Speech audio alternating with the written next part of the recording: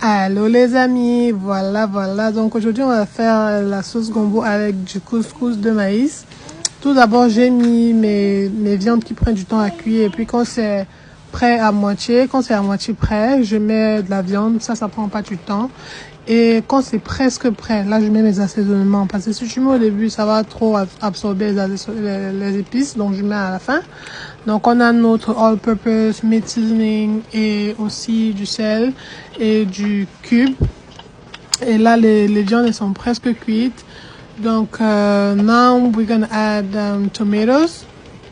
Je préfère les ajouter en morceaux comme ça ils vont bien cuire et ensuite je vais les enlever pour aller les faire écraser. Donc je mets juste tomates, oignons. Le gombo c'est la recette la plus facile à faire. Franchement il n'y a pas trop de problème là. Donc on passe au crabe. Le crabe juste l'eau chaude ça fait l'affaire. Vous versez ensuite vous les nettoyez. Et il faut mettre dans la sauce après à la fin quoi. Sinon ça durcit et ça devient un peu amer.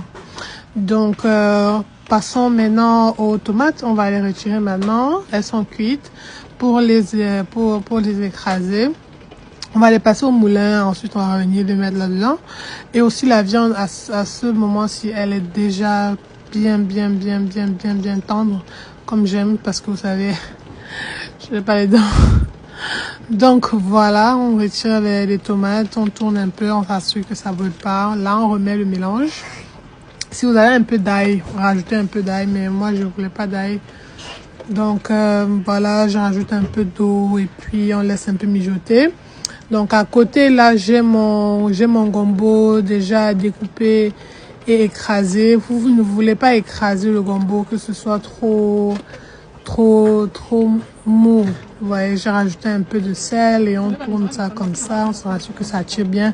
Je n'ai rien mis d'eau. Je n'ai pas mis de sel, je n'ai pas mis de baking soda. Non, ça c'est juste le gombo avec du sel. Voilà, maintenant, en dernier lieu, on passe au crabe et crevettes. Ensuite, on va rajouter la petite touche finale. On tourne bien. On se rassure que le gombo se détache bien et que ça puisse rentrer dans la sauce.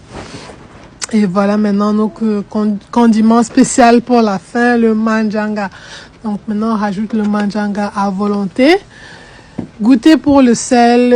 Si moi je mange pas beaucoup de sel, mais si vous voulez, vous pouvez rajouter le sel à votre convenance. Ne fermez pas la marmite complètement, sinon le gombo noircit. Maintenant moi j'aime mon gombo bien lolo, donc je rajoute un peu d'eau. Si vous ne voulez pas votre gombo trop léger, vas-y rajoutez pas de l'eau et puis voilà.